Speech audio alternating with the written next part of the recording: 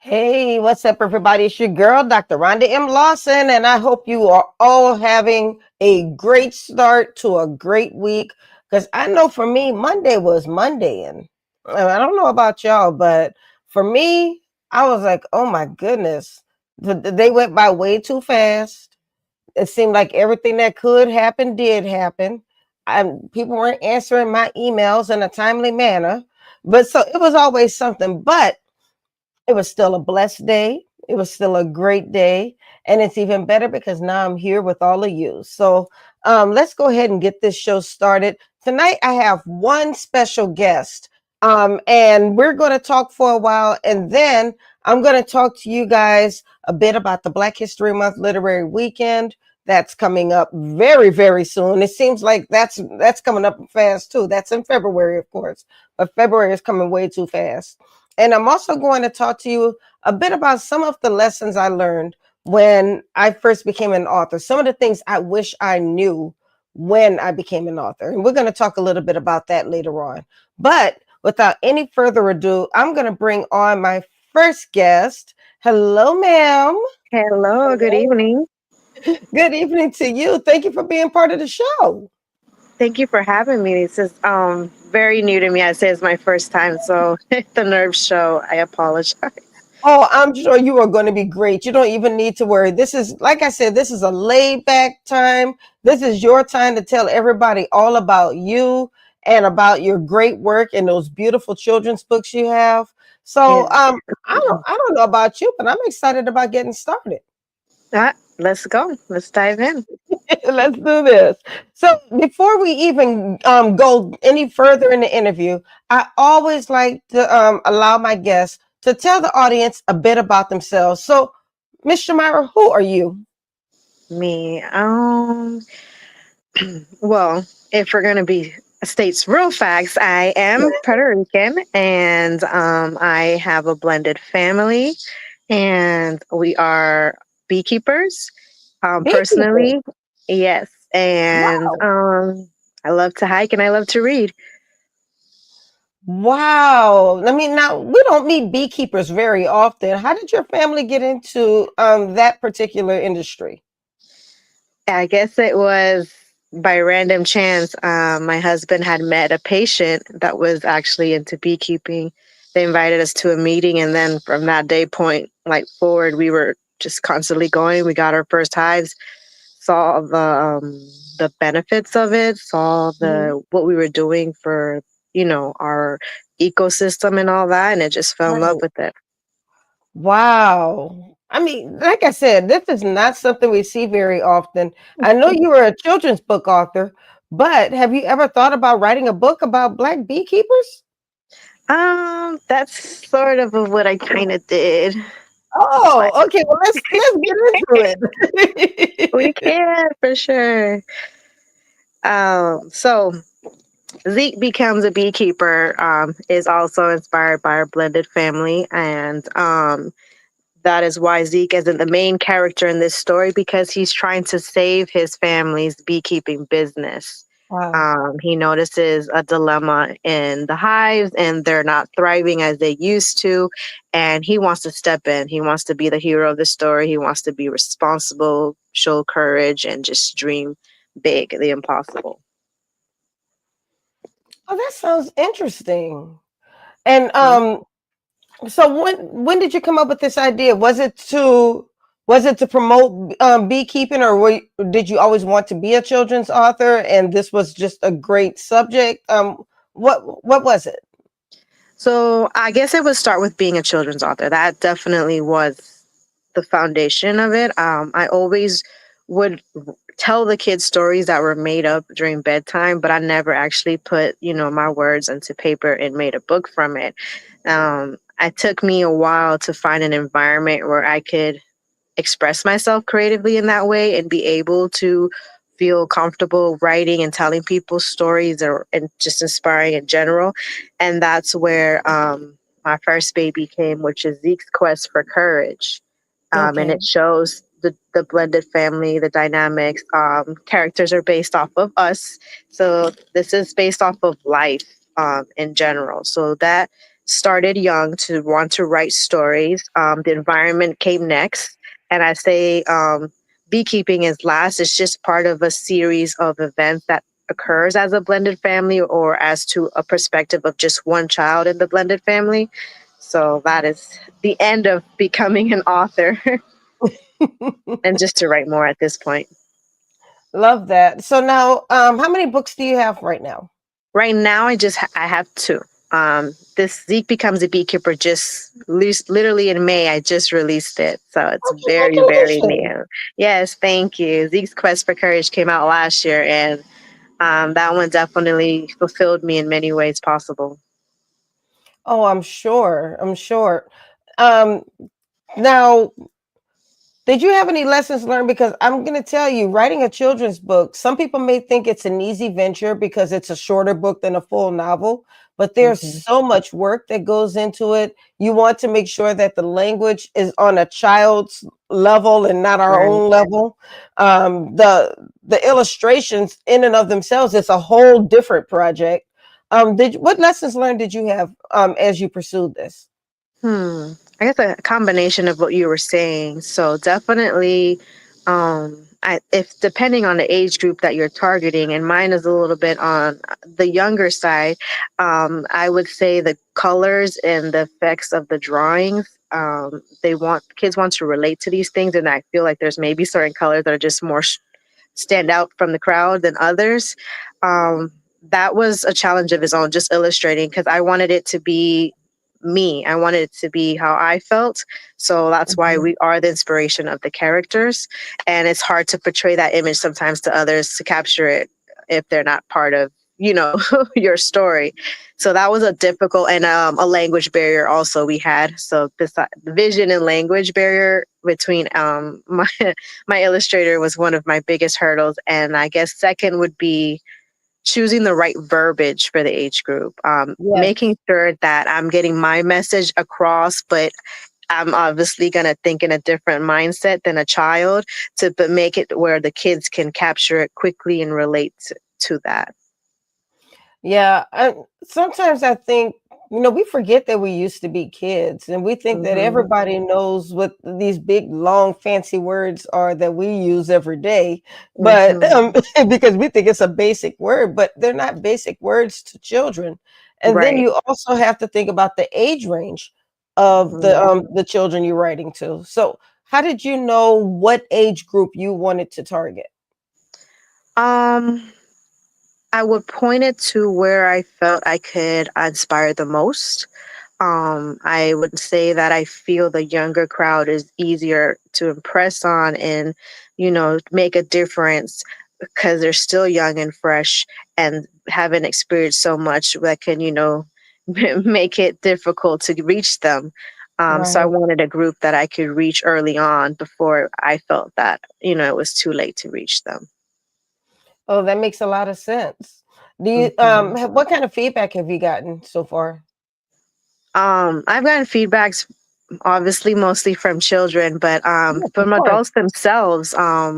I had inspirations from children with my first story, Zeke's Quest for Courage, where they were unable to walk at the moment, and they felt that they wanted to have the same courage as my character to believe in themselves and that they could possibly walk again, even if it's through intervention or if it's just themselves, their strength within.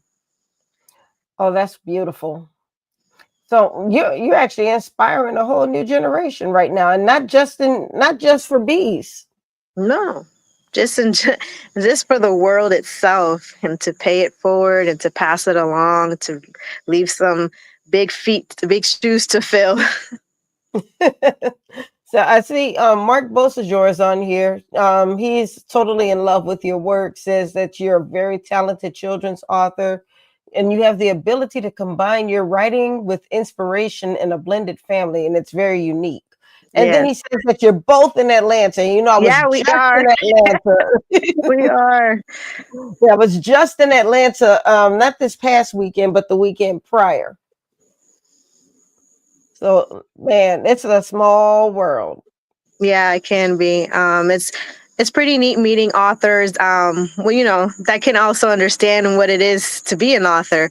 And a lot of the authors that I've met, I have say that 99% of them have been supportive and just encouraging and just believing in you more than yourself. And that's right there. It just gives you that little oomph. And it's just, I haven't run into anybody, not wanting to even just share one bit. And from those, a lot of friendships have been created, a lot of bonds, and Yes. just wanting to do the same thing. We all have the same purpose at the end of the I'll day. tell you, when you expand your author network and start socializing and talking with people who know what it's like, who are going through what you're going through, it's like a whole new world. Yeah, it is. It's good. It's refreshing to have. I mean, at least in my circle, we're sharing to each other. We're working together, collabing, reposting, we're sharing. It's a really strong community, and I'm thankful to have that behind me because it's definitely not easy being an indie author out here. Oh, absolutely. I've been an indie author for a while. I mean, I was traditionally published for a while, but the way my schedule is set up, that life was not really for me, Hmm. because um, with as much as I do, I can't make deadlines the way some people are able to make deadlines. I want to be able to choose my book cover and not take the book cover that was thrust upon me. And there are so many different reasons why I just enjoy being indie, especially because I have the podcast, I have the business. So I enjoy being an indie author, and I think at one time people didn't think it was a badge of honor. They thought it was a badge of shame that, oh, I don't have a traditional publisher, so I must not be good enough. And that's totally not the case. No, it's not. Yeah. So I'm glad that you figured that out early. That's probably one of the things that I learned that I learned the hard way when I first became an author. I just knew I needed to be traditionally published, and I ran into some predators that way. So Yeah, keep doing what you're I doing. say I ran into it early on, and then I realized that if my message wasn't going to come across the way I wanted, then I had to be the one to do it myself. So Absolutely, absolutely. So now you maybe going to schools and nurseries or youth groups and sharing your story. yeah, so I try to be creative with it or find something exciting to make it happen. Zeke's Quest for Courage recently, I read before the kids had their milestones in Georgia. And that gave them the courage for this big test that they had coming up. The kids, they loved it. They shared their own ideas, their Love thoughts, that. and by the end of our story time, they felt they had the courage they needed to pass that test that the state requires them to take. So that right there alone, that was really nice. Also, I do try to do story time events at the libraries where I have people come over. Just this morning, I did a homeschool group. Someone reached out for me in the Instagram community, and we got together and made it happen. So that was like, it's happening. This Saturday, I'm doing story time with the alpacas. So it's out there. It's out there. Wow, congratulations. That's pretty great. Now, you said that your second book was released this past May. When was your first book released? Zeke's Quest for Courage was released last year around the same time, by like June. So both of them are kind of like summer babies. It's like, I guess it's my season to write. Well, I mean, does that have anything to do with the beekeeping business? Because I'm quite sure that keeps you busy as well. Um, it's like I thrive under the chaos. I don't know how to explain it, but I do. And I think it just, if you love it, it doesn't seem as hectic for you because you make the time for it. A lot of the Right. times we're doing things that we don't like or want to do. So that's where it could kind of seem overwhelming, but we love it. So that just makes it something that is part of your routine. Hey, I love that. Now you have an event coming up August 16th. Yes, I do. And here in Douglasville, Georgia, we have a story time event with the alpacas at the Eleanor Alpaca Haven Farm in Douglasville. I reached out to her one day and I was like, listen, what about story time and the alpacas? And she loved it. So this will be our second event with the alpacas. So we're hoping to Oh, make it wow. big this time. This time it's going to be with Zeke becomes a beekeeper. So we're excited about that. I will be bringing a live hive. So I'm excited to Oh, see the kids be able to enjoy that. so you're gonna actually have a live, like actual bees in there. You're gonna give them the opportunity to just put their hands in with the little glove on and all. Not at all. I'm not going to go that far. I will let them maybe try to find the queen, but that's about the most touching they will do on the screen. But You're like, you yeah, are I'm not getting excited. stung on my watch. Yeah, I was able to use the live hive this morning at my first event, and the kids loved it. You'd be surprised what they know, and it's just to see them like just taking it all in. It's so much fun. Oh wow! And I'm sure when they see the bees, when they see that beehive, they're excited. Their eyes probably light up. Yeah, yeah, for sure. Now, Mark had a question. He wants to know where your bee farm is located, and is it at your home, or do you have a special location for your hive? Okay, so we just have it in our backyard. We're not like big like 100 hives. We have enough hives that we could put it in our backyard. Um, it was a special location. Yeah, so no special location, just in our backyard in a subdivision. And I think that Oh, what's been thriving with our bees because they just have so much to choose from. We've actually won best tasting honey of Douglasville about 2 years ago, so we were excited about that. I want some honey. I'm gonna have next time I'm in Atlanta. I'm coming get some honey. Come on over. So you actually sell your honey like in the farmers markets? Yeah, we do. I mean, if it ever makes it to the farmers market, you say honey and it's gone. It's gone. And I know everyone's ready for, trying to get ready for fall, winter cough Yes. season. So, Oh yes, yeah. Because mhm. I like to make my little those little ice cubes that you can make with the turmeric and the orange. Oh, I put a little honey in it, and I like to freeze it, and I'll put it in a teacup, and then I'll pour the hot water over it, and that's my tea. So I mm, could totally use something like that. yeah, it's a lot of ways that you could use it, and I hear all types of stories. Just this morning, I heard someone says they put it on pizza, so I was like, oh, okay, something new I learned. Oh, Naz M. He says alpacas and bees and a great book read. All sounds like fun. Yes, it is. It is. The alpacas love it. And you should be. They literally are in there with you, face to face, and they're so. Last time I did it, it was just so calming. You'd be surprised, and I got a kick out of it because I felt the adults enjoyed it way more than the children. They were young again, they were just smiling, laughing the whole time, and just facing fears their own. Wow. So, I've got to say that you have a great bravery because some people would be too shy to just reach out and call somebody and say, "Hey, I'd like to do story time at your location or with your business." Were you nervous when you made that phone call, or did you say, "I'm just going to call and all they can do is tell me no"?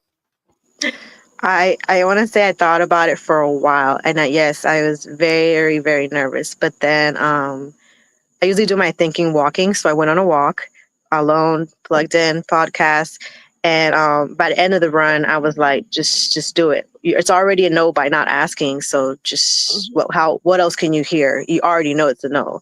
So I just called, and that's it. It was no trouble, and the sense of relief, and so I realized that just make that call.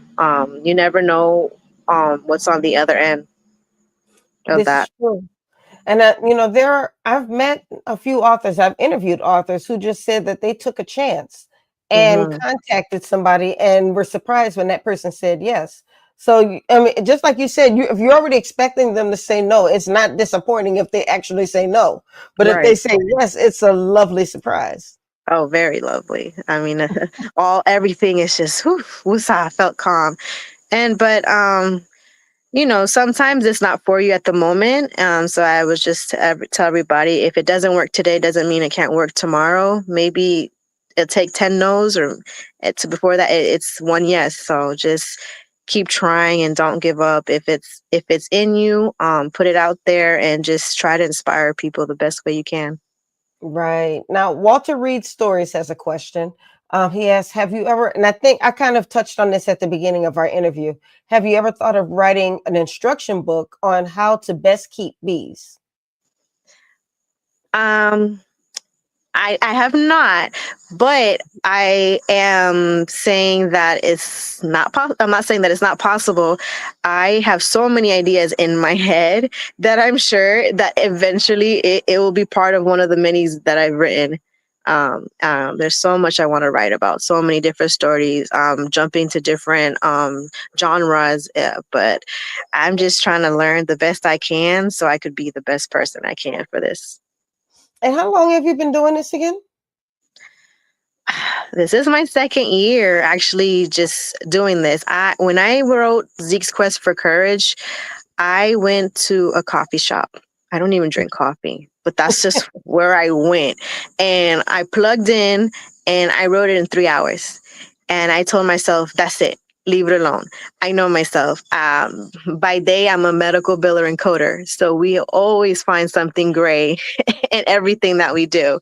So I was like, you cannot second guess yourself. This is it. You wrote it. Believe in yourself. I mean, I'm not going with nobody. I was self-published, so it really would have not made a difference at that Mhm. point. It's just if they love it, they love it. Well, Natalie Frias says she's so proud of you. Aw, thank you. Yeah, she's also someone I've met recently, doing the same thing as me, having a mom's walk in Georgia, Southside, all that. It's just amazing, what moms can do, the strength, and um, Absolutely. also in writing, just creating these bonds, these friendships. It's just been a nice, pleasing journey. So, you make another good point. Just the networking alone. You're with moms and you're doing your walks and you wind up telling them what you do and then they wind up supporting you. Hmm. So networking is a great thing and you don't have to be shy about what you do. It doesn't mean that you have to walk around saying, "Y'all know I wrote a book, right? I wrote a book. I wrote a book. Hey, y'all, did you know I wrote a book?" You don't have to say all of that, but you don't have to hide what you do either. So you never know where your support system lies. Now, Naz M asks, "What's next for Zeke? Are there any new adventures?" I think this is not done yet, but I'm not quite there yet. So I am thinking maybe something with gardening because we do garden. So that's probably the most I'll say. Well, are you working on your next book? I am. I'm taking a break with Zeke. My next book, I've titled it "Blooming Through the Wreckage," and this is more targeting. I kind of want to do it between a mom and daughter relationship, based on real life stories, real events that we're going as we're sending off our daughters into high school, the Yes. struggles that they have in high school, the things they don't want to talk about, the things that they think should be done and they shouldn't be done, the communication amongst mothers and daughters at that age. So I want to kind of go that route and target that group. But I'm working on it. I'm working on it. No, I love that, and there's nothing wrong with taking a break from Zeke and then coming back later. Build up build up that excitement. Yes, yes. Mark says, "You are an author, Shymara. As authors, we somewhat claim our day jobs, but we are authors. We are all inspiring with our words, whether for children or adults." And that is so true. I mean, I Yes. love my day job, but that doesn't stop me from being an author. Right. I mean, can have a little bit of both. Yeah. And sometimes being an author is just that thing that helps you to relax and decompress from that daily grind that you go to Monday through Friday from 9 to 5. Yeah, When I first moved here, I was telling my husband, I was like, I have no purpose. And I want to say I felt that way because I've worked from home for many, many years. And so not being out there physically, I didn't know how else to express and be purposeful. So he inspired me to write, and just said, just do it.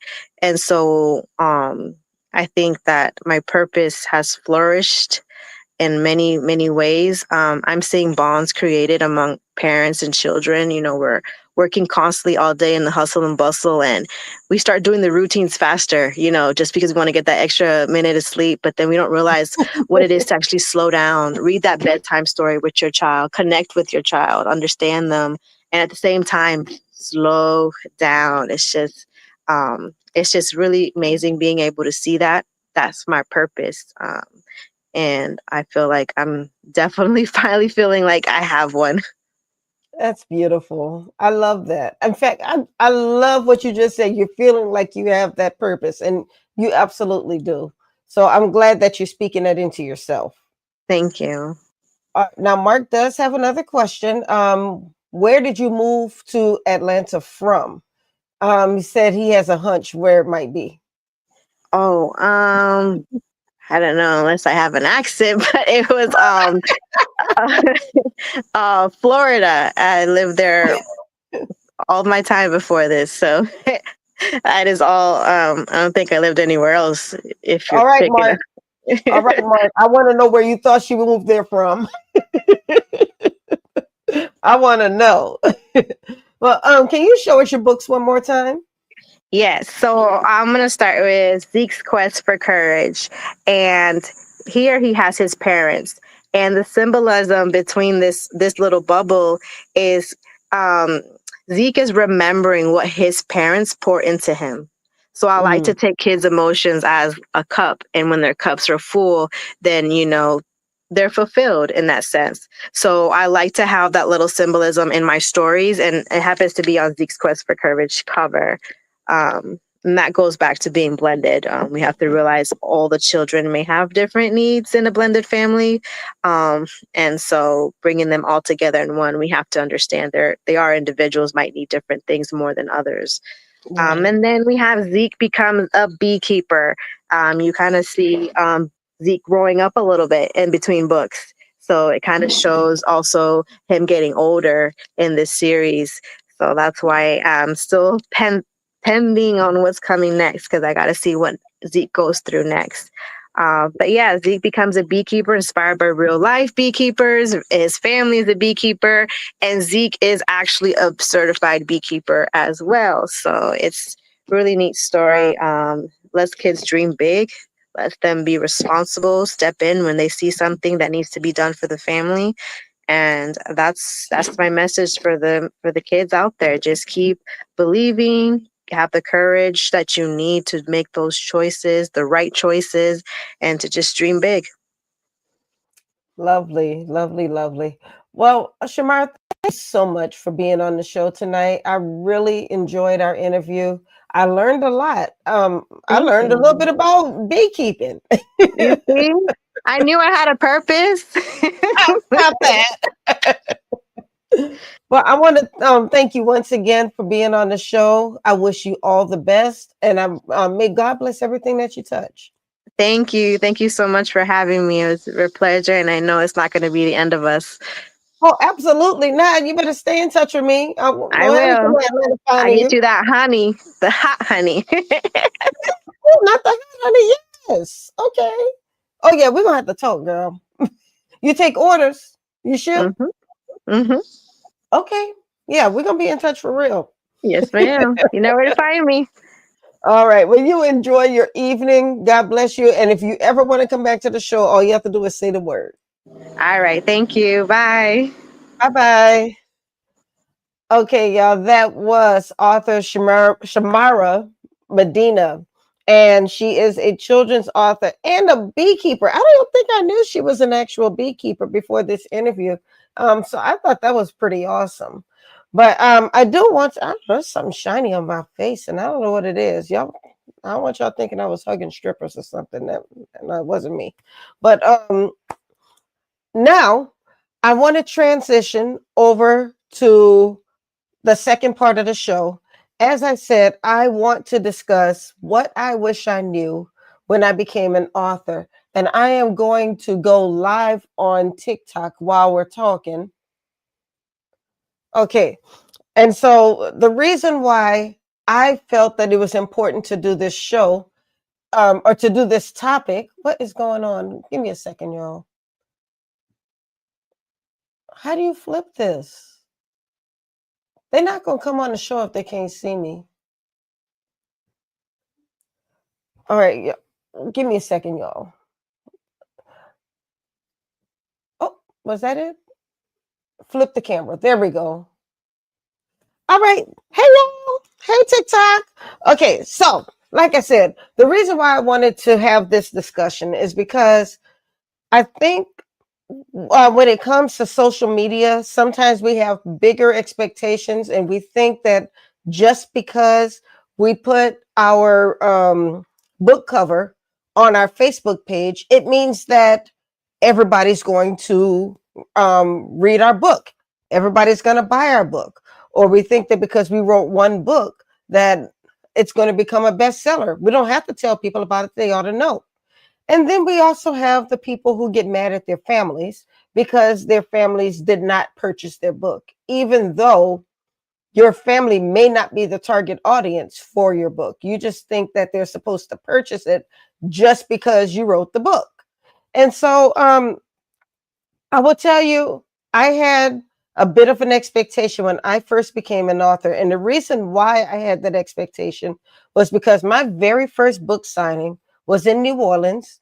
It was at a bookstore inside of a shopping mall. The name of the shopping mall is the Plaza. It's no longer in New Orleans. It closed down after Hurricane Katrina. By the way, if you've not seen the Hurricane Katrina documentary, it's heartbreaking, but you need to watch it. It's amazing, very well done.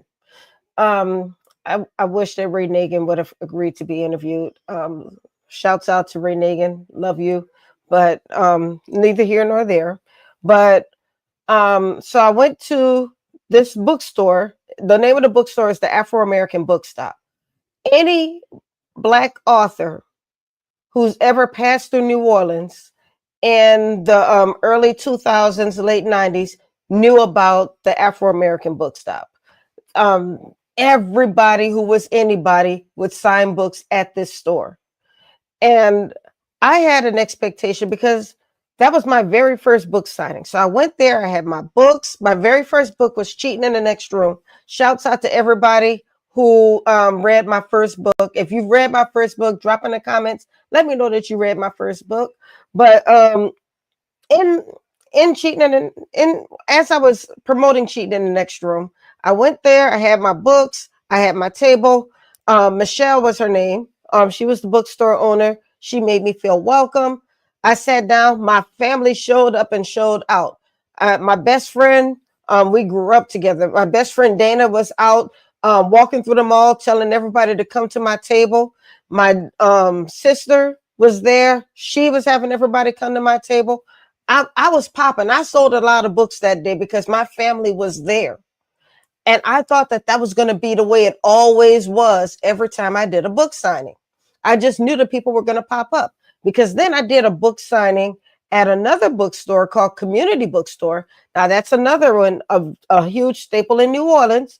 Community Bookstore, or excuse me, Community Book Center, I think it is. With Miss Vera. Miss Vera still runs her store. It's a beautiful store. I don't know you, Malik. You know, I can't be letting you in. Sorry, Malik. I love you though. Thank you for joining. But like I said, Community was a great bookstore and still a great bookstore. If you're ever in New Orleans, go on Bayou Road and look for Community Book Center. Beautiful, beautiful bookstore with lots of culture, lots of the things in it. Talk to Miss Vera; she will tell you all about it. So I went there, and my family showed up again. They were there. They brought their coworkers. I had a nice crowd of people come through and buy my book. So I just knew that I was on my way. because my family had supported my first two book signings. However, I started doing book signings on my own, not because I thought I was all that. It's just I can't drag my family everywhere I go. But all of a sudden, those crowds weren't there anymore. And I could have felt like, you know what, my family needs to be here. Why is my family not here? Why? Oh, thank you, Mark. Why aren't they here? Or where are the people? And I realized that they weren't there because I wasn't promoting my book signings. I just thought that because I showed up at the bookstore, that the people would be there, that they would be lined up to buy my book. It didn't matter that I didn't tell anybody I was coming to the bookstore. It didn't matter that I didn't do a press release. We didn't really have social media back then. My first book came out in 2003, 2004, something like that. And so social media wasn't as big a thing as it is now. We had listservs, and I would go on my listserv and tell my other author friends that I was going to be doing a book signing, but I wasn't promoting the way I should have promoted. And so I was feeling a kind of way, thinking that the people weren't turning out, but I wasn't promoting. So a couple of things that I learned. Number one, no matter where you go, you have to promote. And we see that now, that because of social media, we think because we posted our graphic on our Facebook page one time, maybe twice, that yeah, AOL instant messaging. We think because we posted our graphic maybe once or twice, that everybody knows that we're going to have a book signing, that we're going to sell a lot of books. Everybody should know about my book by now. And so this past weekend, I was at the Indie Authors Book Festival in Philadelphia, and Max Rodriguez was there. If you don't know Max Rodriguez, he is the founder of the Harlem Book Fair, and he made a very, very poignant statement. What he said was, because there was a young lady said, my book's kind of old. He said, if I haven't read the book yet, and he didn't mean I as in I'm all that. He said, if the person has not read the book yet, it's still a new book. It's new to anybody who's not read the book yet. So don't think just because your book has been out for 3 years, 4 years, 5 years that it's dead and nobody wants it. You still need to be promoting your book like it just got released yesterday. So, but just going back, you can't just post one time and think that everybody's going to know about your book. Social media should be a part of your promotion strategy, but it cannot be your entire promotion strategy. So what that means is post on Facebook, but remember that there's a different audience on TikTok. Post on TikTok, but remember there's a different audience on Instagram. Post on Instagram, but don't sleep on Pinterest. Post on Pinterest, but don't forget there's an entirely different audience, a business audience that's on LinkedIn. And then you also have X. So there are a lot of different platforms that you can post on, and you're going to be hitting different audiences. Even if you feel like you're telling people the same thing, you're going to be hitting different audiences. Right now, I am live on TikTok, I'm live on Facebook, I'm live on LinkedIn, and I'm live on YouTube. So I'm hitting 4 different platforms at one time. I'm going to take what you're looking at now. I'm going to chop it up, and I'm going to make some further content with it, so I can hit different people at different times. Now, like I said, social media should not be your only promotion strategy. What about flyers? You can maybe put flyers if you're going to be signing at a bookstore. Maybe why not go to that bookstore early and drop some flyers so that the people will know that you're coming, and they'll say, "Oh, so and so's coming. I'll be back for that," and it just might come back. What about a press release? And now let me talk to you about press releases, because I write press releases. And first of all, a press release should be well written. It should be written to reflect a newspaper article, because I'm going to tell you Many newspapers will actually take that press release just as it is and put it in their paper. They don't have time to be rewriting your stuff, and they don't have time to be deciphering all of your misspelled words and all of your bad grammar. So make sure that the press release is well written. The other part is, don't think that you only need to send it to newspapers. You can also send your press release to organizations. Let's say you're a children's book author, like Shymara's a children's book author. Why not send that same press release to school boards, to youth organizations? That press release can go to all those places, and that's going to build up excitement about your book. They're going to turn out for your book.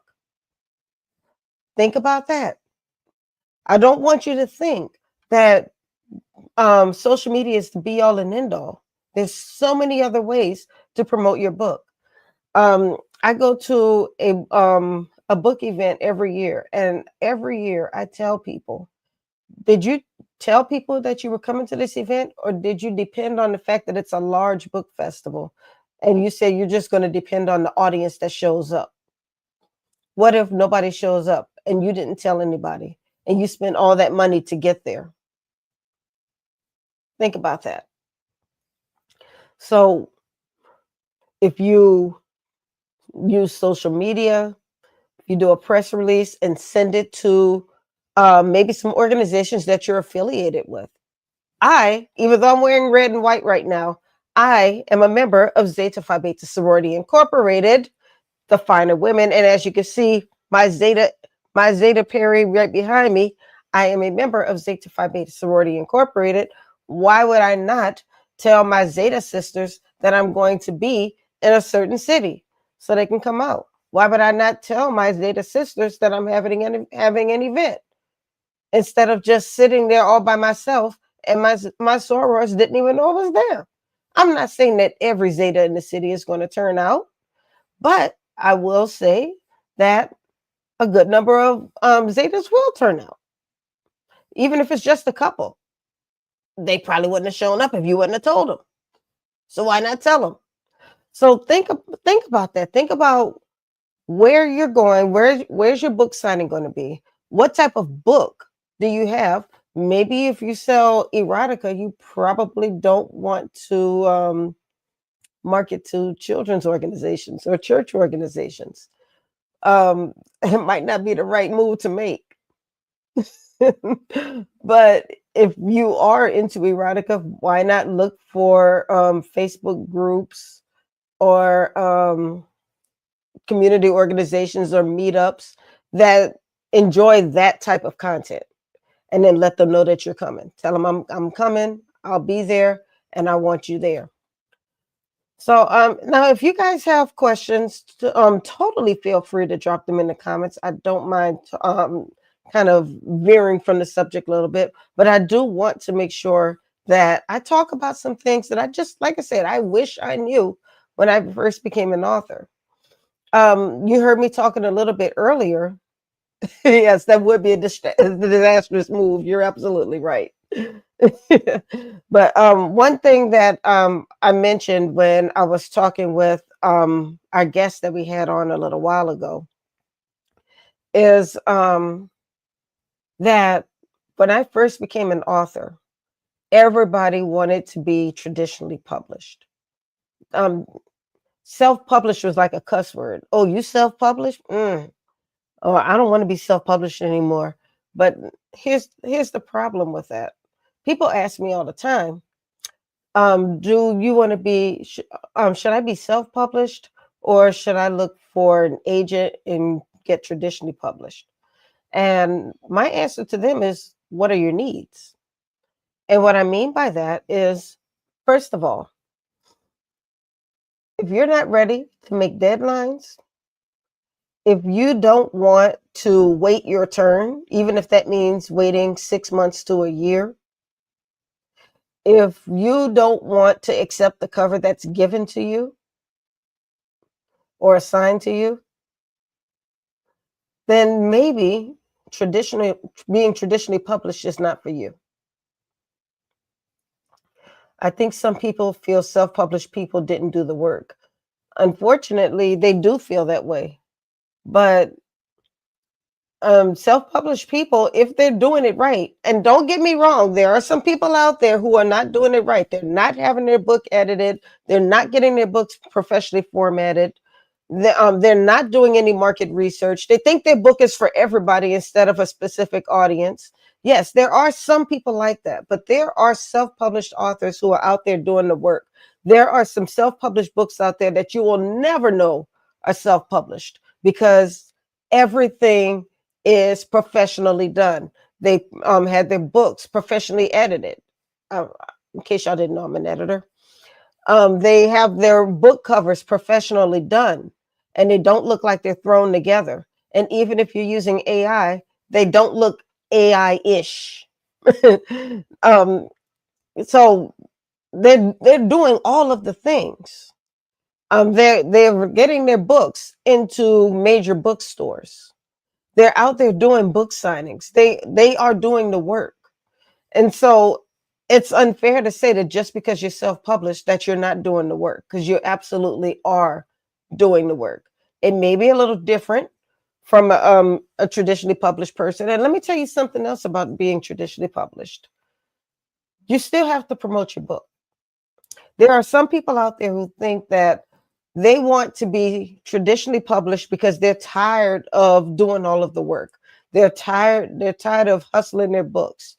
They're tired of always promoting their books. They want to get sent on book tours, but that's not going to happen. Most publishers now, unless you are already famous with a huge platform, they're not sending you on a book tour. They're not sending you to 10 and 15 cities for you to sign books. And those movies that you see where somebody wrote one book and all of a sudden people are lined up outside of the bookstore to get their copy of the book, that doesn't happen to everybody. It happens to some people, but it really depends on the machine that's put behind them. For instance, Gwen Richardson with the National Black Book Festival, she's able to get a lot of the higher visibility authors to come to the event because it's a stop on their book tour. If the publisher has sent them on a book tour, it's because they're a high visibility author, and they have to sell their books so they can make that money back because maybe the publisher gave them an advance. They put a lot of money into that book, and so that author has to make that money back. So they go on book signings, they go on book tours. But I'm sorry, if nobody knows you except your mom and your best friend and them, the publisher is probably not going to send you on a book tour.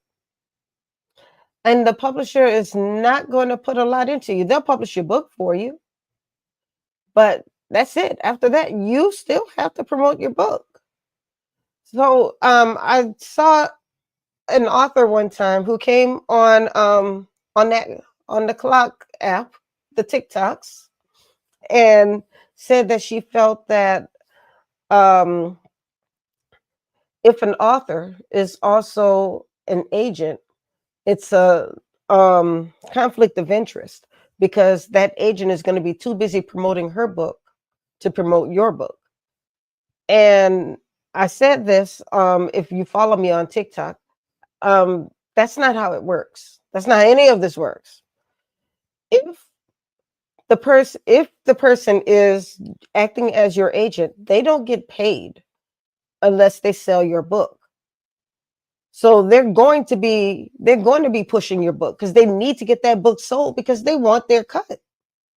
So they're not just going to let it sit on the shelf. They're going to actually work for you because they have to get that book sold. But then once they get that book sold, that's the end. They don't have to put your book on social media and promote your book on social media. Their only job is to sell your book to a publisher. If once they sell your book to a publisher, they go like this. Now, if you don't want to promote the book yourself, you better hire a good publicist.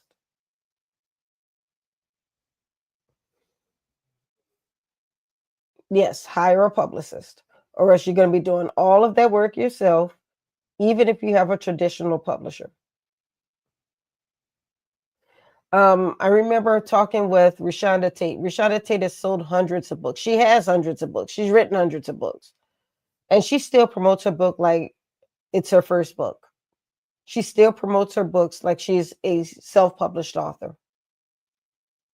So I say all of that to say is don't think just because you found a publishing house and you have a publisher that you don't have to do the work anymore, because you absolutely do have to still do the work. And I wish this was something that I really understood when I was young in the business over 20 years ago, because I was so excited about getting a publisher that I ran into some predators. Some of y'all, if you watch it, y'all still owe me some money. You still owe me some money. But hey, I ain't saying no names, and I'm not running after anybody for some money that they owe me from 20 years ago. But y'all know who y'all are. But had I not been so pressed to get a traditional publisher, I probably wouldn't have run into those people. I probably would not be in a position to where 20 years later they still owe me money. So sometimes let things happen. Don't try to make things happen. So if anybody has any other questions, like I said, totally throw them out there. But every once in a while, I like to do this. I like to get on the live and just talk and give people the benefit of some of the things that I learned. Oh, Kimberly became the number one fan in the fan club. Hercules, Hercules. Kimberly LeBou, she's a bad girl. I'm talking writers workshops. I'm talking publishing. I'm talking about promoting. I'm I'm talking podcasts. Anything that has to do with the book industry, Kimberly LeBou is your girl, and she does it very well.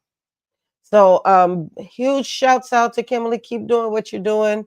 Hope to catch up with you soon one of these days, because I know we haven't talked in a while, but hey, there's still a lot of love coming from Accokeek, Maryland for you. Love you.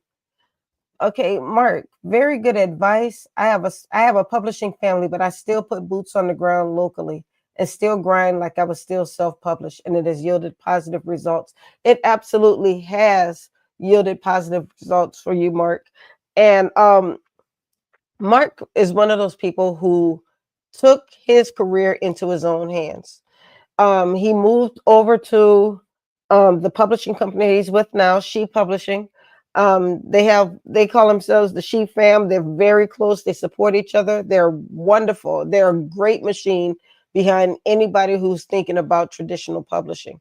I call them my She cousins because, as I told you, I have a lot going on, so I can't really like sign to be a part of some of a publishing house. So I do my own publishing, but that's just me. I do help other people to publish their books, but that's a self-publishing thing. I'm not a publisher, as in I'm going to be paying you royalties, and I'll tell you more about that another time.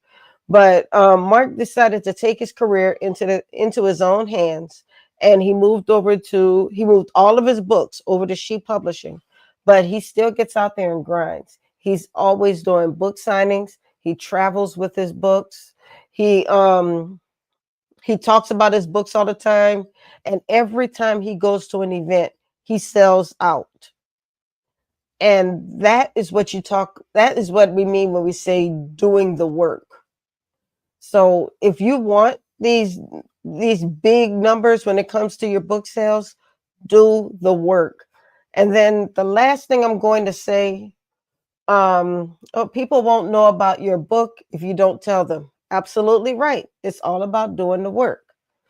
But the last thing I want to say before I hang up from this here TikTok, Facebook, YouTube, and LinkedIn, and I'll probably put this on Instagram a little bit later as well. Last thing I want to say about publishing your book. Uh, okay, I thought I saw something else. When you do go out and do book signings. We talked a little bit about it earlier. You cannot go to a book signing and not tell anybody you're coming. I will also say when you go to the big events, you've got to learn how to play the long game. Yes, it is really cool if you can sell your $10 book or your $20 book. I love that. I love it when somebody says, I would like a copy. Can you sign it for me? It's a beautiful feeling. But very seldom do I go to a book signing where I'm not making thousands. The thing is I don't make my thousands at that event. I network, I talk to people, and then that turns into something else later. Like right now, I'm about to sign a ghostwriting contract with a gentleman that I met while I was in Indiana. So yeah, I sold books. I made some money in Indiana, but once this contract is signed, I'll just say thousands. I ain't giving y'all all my business, but this is going to be a multi-$1,000 contract. I've had people who have met me at the National Black Book Festival in Houston. I may not have sold a book to that person, but that person got my information, contacted me later, and I've gotten editing business from it. I've gotten people who have paid to be on my platform. I've had people who want coaching help.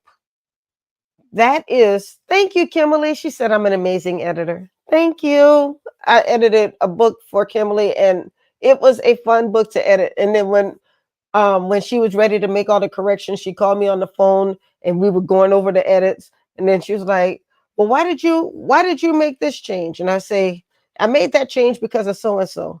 And then she said, "Well, why did you make this change?" And I look at it. I don't know why I made that change, but we had such a good time on just putting that book together. And she really thanked me, and she really appreciated it because it was for somebody who was very special to her. And I wanted to make sure I took that work as seriously as I would take my own. So thank you. She said I saved her on that project for real. Oh no, that was a fun project, and I really appreciate it. But make sure, guys, that you're playing a long game. I've seen too many people who will go to a book signing, and because they didn't sell as many books as they thought they should, instead of standing next to the table and giving out flyers and smiling at people as they come by, they're sitting like this. And this is how their face look too. Now, how you gonna sell some books or attract people to come to your table if you looking like this? You can't do it. I met Julia Royston in Indiana during the Indiana Black Expo and gave her my contact. Now I'm scheduled to interview with her on her podcast. That's what I'm talking about, Mark. That's what I'm talking about. You network. You never know how, if you network, you're adding to your net worth. You might make some money in the long run. You might wind up expanding your platform. But if all you're worried about is selling a $10 book that day, you're going to miss out on your blessings. So make sure that you go into these events concentrating on the long game. Yes, it's nice to sell books. I want you to sell your books. But if all you're worried about doing is selling your books so you can make back your hotel money, your flight money, and your booth fee, and that's all you're worried about, you're going to miss out on so much more. So please concentrate on the long game and concentrate on securing the bag, because that bag may not come that day, but it's going to come. And it's going to come as a result of that event that you were mad about going to because you didn't sell but 2 books. You never know who those 2 books or those 2 people were who bought your book. So smile at them like they just bought all your books. All right, y'all. I have to go ahead and hang up from here, but I want to thank everybody who hung in with me and listen to me. I hope that Hey, River Song. I hope that everybody got something out of this tonight. I love you guys. I'm going to try to do this more. If you guys would like to see more of these real talks, let me know because I'm kind of thinking about doing these more regularly. And I want to just build up the audience. One last thing, please, please, please, if you have not subscribed to the YouTube channel, please subscribe to the Meet the World Image Solutions YouTube channel. I'm this close to monetizing the YouTube channel. And once we monetize, we are going to be able to take what we do for authors to a whole different level. And I really want you all to be a part of it. So please, please, please, I need about 50 more subscribers so I can get to the thousands threshold. And then once we get to that threshold, we're going to work on the next 1,000. But oh, thank you. I appreciate that. She said I think I'm already subscribed, but I will check now. Thank you so much. I really, really, really want to be able to do more for the authors I support. And I need you guys' help. Now, next week, I will be announcing the featured authors for the Black History Month Literary Weekend. All of the slots are filled. However, I have 2 slots that I'm reserving for New Orleans authors. If you are an author who's either from New Orleans or who lives in New Orleans, I want you to be a part of the Black History Month Literary Weekend, and I'm saving these slots for you. So if you want information about that, slide into the DMs and I will give you all the information that you need. But I want you to be a part of this very, very special event. This is our 10th year, y'all. Our 10th year doing the Black History Month Literary Weekend. And every year it just gets better and better and better. So what better way to celebrate our 10th year than to take it back where it all started, which is New Orleans, Louisiana. So thank you. God bless you. I hope you enjoyed yourselves because I really enjoyed talking to all of you. And join me tomorrow night. I will be co-hosting Black Authors Matter TV on the National Black Book Festival Facebook page. That is from 8 to 10 Eastern Time. And then join me right back here next week where I'll be interviewing 2 more authors. And I'll be announcing the featured authors for the Black History Month Literary Weekend. So a lot of great things coming up, and I want you guys to be a part of it. But that's all I have for tonight, guys. Love you. Talk with you soon. Bye-bye.